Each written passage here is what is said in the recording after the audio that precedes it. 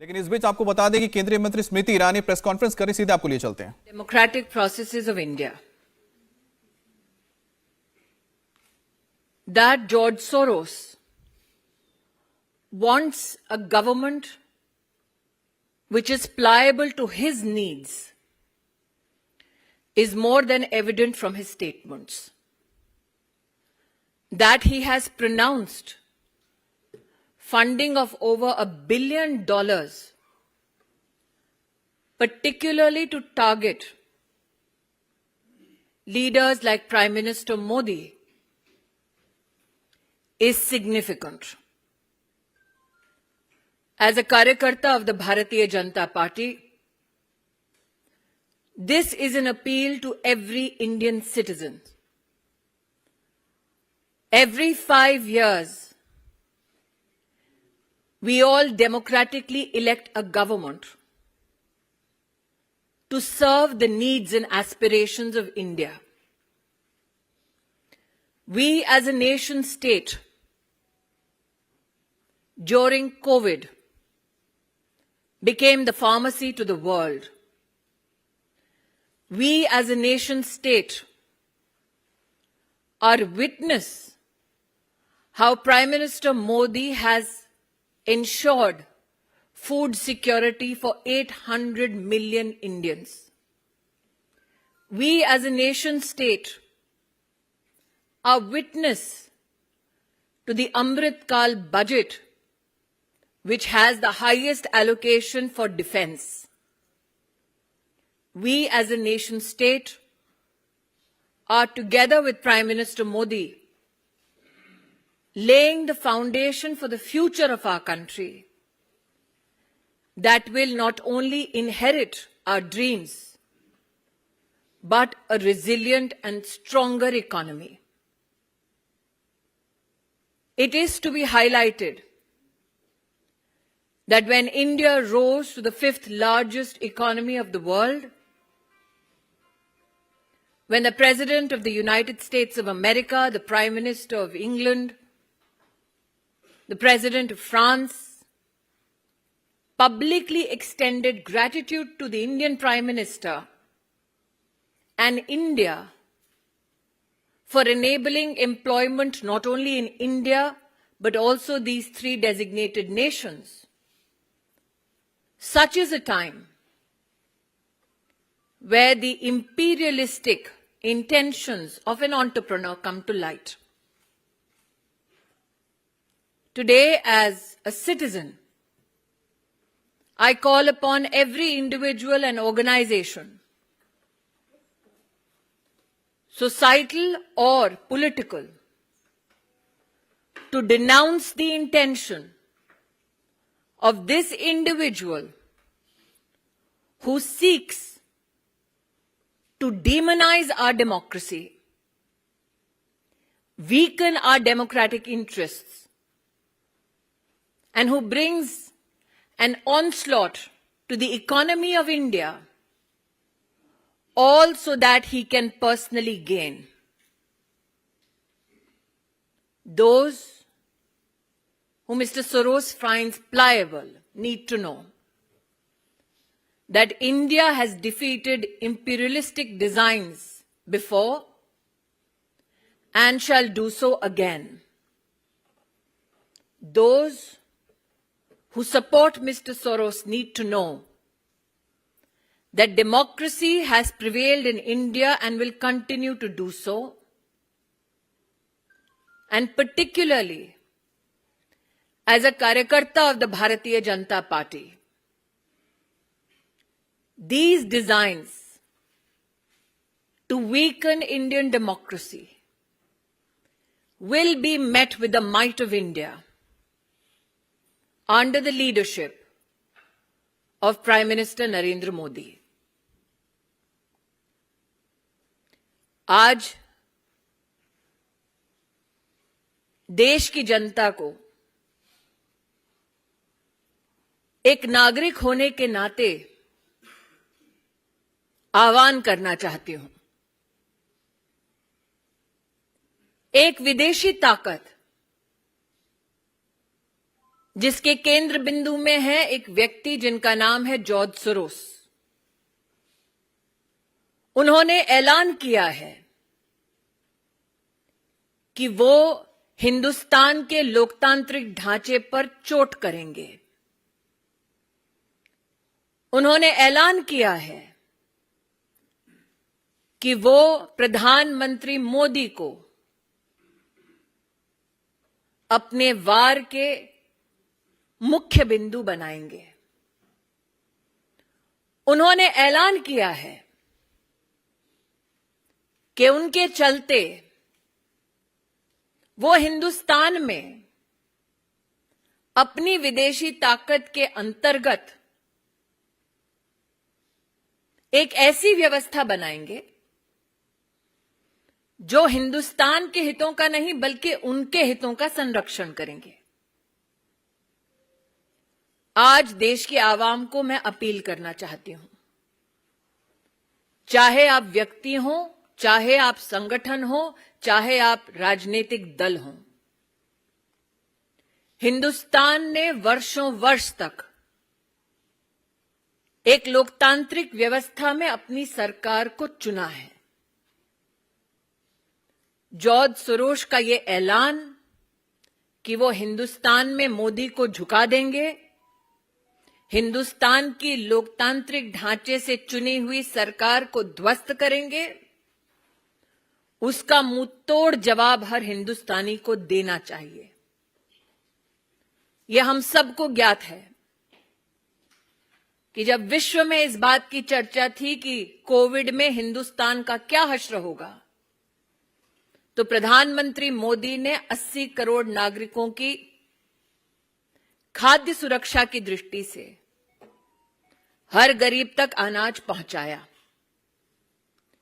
जब विश्व में यह चर्चा थी कि कोविड में हिंदुस्तान वैक्सीन और दवाई की दृष्टि से अपना संरक्षण कैसे कर पाएगा, तब प्रधानमंत्री मोदी जी के नेतृत्व में 200 करोड़ वैक्सीन की डोजेज न सिर्फ हिंदुस्तानियों को मिली मुफ्त, बल्कि साथ ही 160 देशों की सहायता हिंदुस्तान ने की। हिंदुस्तान इस बात का साक्षी है कि अमृतकाल का ये बजट भारत की रक्षा प्रणाली के लिए सबसे ज्यादा आवंटन करता है। आज जब भारत को अमेरिका के राष्ट्रपति, फ्रांस के राष्ट्रपति, इंग्लैंड के प्रधानमंत्री आभार व्यक्त करते हैं कि उनके देशों में हिंदुस्तान और हिंदुस्तानियों की वजह से आज आर्थिक संबंध और मजबूत हो रहे हैं। जब भारत विश्व की 5वीं सबसे बड़ी अर्थव्यवस्था बनकर उभर रही है, ऐसे में हिंदुस्तान के लोकतांत्रिक ढांचे में हस्तक्षेप करने का ऐलान करने वाले जॉर्ज सोरोस को एक स्वर में हम जवाब दें कि लोकतांत्रिक परिस्थितियों में लोकतांत्रिक ढांचे से चुनी गई हिंदुस्तान की सरकार और हिंदुस्तान के प्रधान सेवक नरेंद्र मोदी ऐसे गलत इरादों के सामने सर नहीं झुकाएंगे। जब जब हिंदुस्तान को चुनौती दी गई, हमने विदेशी ताकतों को पहले भी हराया है, आगे भी हराते रहेंगे। कोई प्रश्न है तो रविकांत राय, टाइम्स नाउ। 1 मिनट अंकित जी। रविकांत, आपको क्या लगता है कि भारत सरकार और भारत के प्रधानमंत्री की छवि को धूमिल करने के लिए अंतर्राष्ट्रीय स्तर पर भी कोई साजिश रची जाए? देखिए, ये मात्र छवि को धूमिल करने का दुस्साहस नहीं है। अगर आप उस वाक्य को बड़ी बारीकी से सुने, वो सत्ता परिवर्तन की बात करते हैं। तो आप इसको मात्र इमेज से इसका संबंध ना जोड़ें। हिंदुस्तान की लोकतांत्रिक व्यवस्था को ध्वस्त करने का ऐलान किया गया है। अंकित गुप्ता एबीपी। जॉर्ज सोरोस की बात करें तो इससे पहले भी प्रधानमंत्री नरेंद्र मोदी के ऊपर जो हमलावर रहे हैं, वो लगातार कहते रहे कि प्रधानमंत्री हिंदू राष्ट्र बनाने की बात करते हैं। पिछले 3-4 सालों से उनके इस तरीके के बयान दुनिया के तमाम नेताओं के लिए। तो आखिर मकसद क्या है? और भारत में भी कुछ पार्टीज हैं जो लगातार वो यही कहेंगे कि अंतर्राष्ट्रीय साजिश हो रही है देश में विपक्ष के खिलाफ। मैं इतना ही कहना चाहूंगी, उनके अगर अपने शब्दों को आप देखें तो वो चाहते हैं कि उनकी विदेशी व्यवस्था को जो सरकार सहयोग कर दे, ऐसी सरकार हिंदुस्तान में उचित है।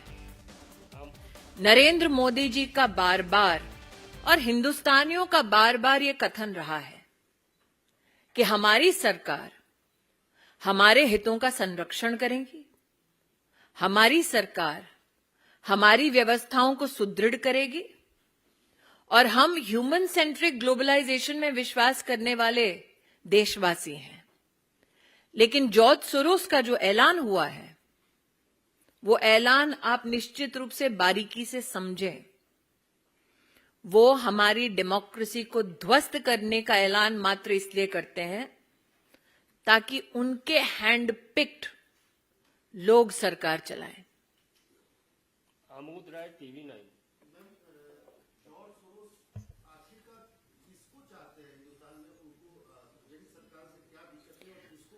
मैं आमोद जी आपका ध्यान आकृष्ट करूं, जैसा कि यहां एक पत्रकार ने कहा कि ये पहला कटाक्ष नहीं है नरेंद्र मोदी पर, और प्रधानमंत्री मोदी ने बार बार कहा कि उन पर कटाक्ष करेंगे, उन पर वार करेंगे तो वो सहन करने की शक्ति रखते हैं, लेकिन हिंदुस्तान पर वार ना वो स्वीकार करेंगे ना कोई हिंदुस्तानी स्वीकार करेगा। जॉर्ज सोरोस किसको फंड करते हैं, ये मुझसे बेहतर आप पत्रकार जानते हैं। Mohit Bhatt Times Now please. Yes. There is a pattern in which George Soros speaks. Earlier also he tried to interfere in the internal affairs of our country. Where speaking 2 years ago, he stated that PM Modi has put on punitive restrictions on people of Kashmir. He talked about that how the government is trying to take over the citizenship, and now he says that Adani Board will bring the downfall of PM Modi.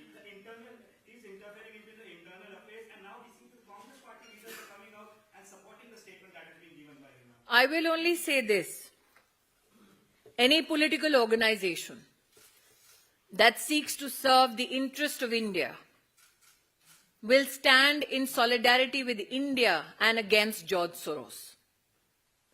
Any political organization that matches steps with George Soros will stand exposed in front of the Indian electorate. Yes, it is true that George Soros has not only attacked Prime Minister Modi, he has attacked the intention and the will of the Indian Parliament. That now he seeks to attack democratic processes in India is an issue I find no political organization that is constitutionally steeped in protecting Indian interest can support. Thakur Ravindra Singh ji news. George Soros एक इतना ताकतवर व्यक्ति है कि भारत के लोकतंत्र या लोकतांत्रिक प्रक्रिया को ऊंची कर सकता है। प्रधानमंत्री नरेंद्र मोदी इतने कमजोर हैं कि एक व्यक्ति के कारण से पदच्युत हो सकते हैं, या आपको लगता है उस व्यक्ति के साथ वैसी पूरी ताकतें खड़ी है जो बीजेपी या प्रधानमंत्री नरेंद्र मोदी के खिलाफ है? मैं दोबारा रविंद्र जी, क्योंकि आपका विस्तार से विश्लेषण आपने किया है, 2-3 चीजें आपके सम्मुख रखना चाहूंगी बड़ी विनम्रता से। उन्होंने एक फंड का ऐलान किया $1 बिलियन का, जो वो हिंदुस्तान में और जहां जहां हिंदुस्तान के इंटरेस्ट है वहां पर संचारित करेंगे ताकि हिंदुस्तान को ठेस पहुंचे।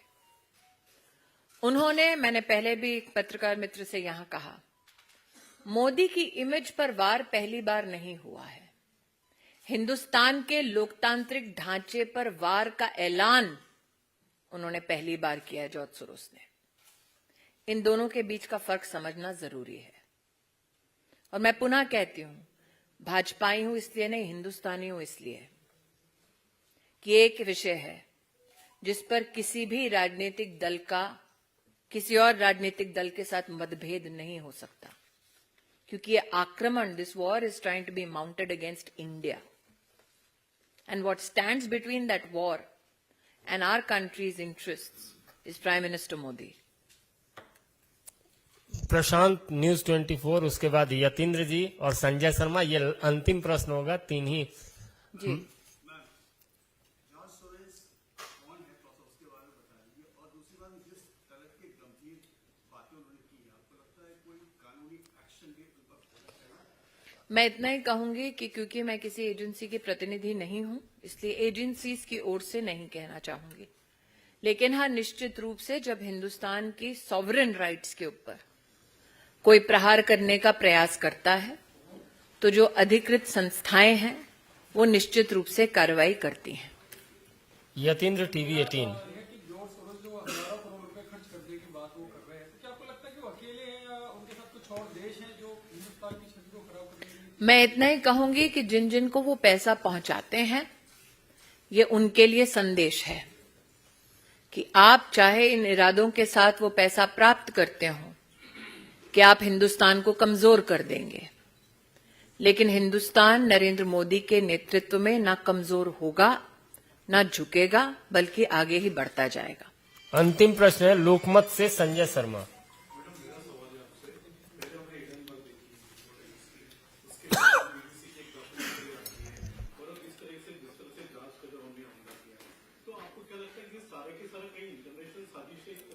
मैं इतना ही कहूंगी, ये सारे विषय तब उभरे जब हिंदुस्तान विश्व की पांचवी सबसे बड़ी लोकतांत्रिक और आर्थिक ताकत बनकर उभरी।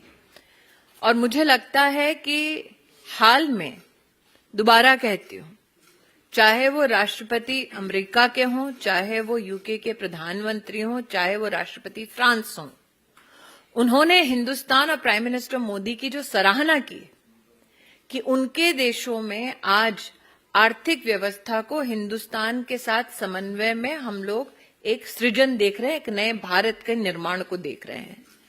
उस सराहना के बाद तिलमिलाहट जो है वो जॉर्ज सोरोस के इस एक स्टेटमेंट से सामने आती है।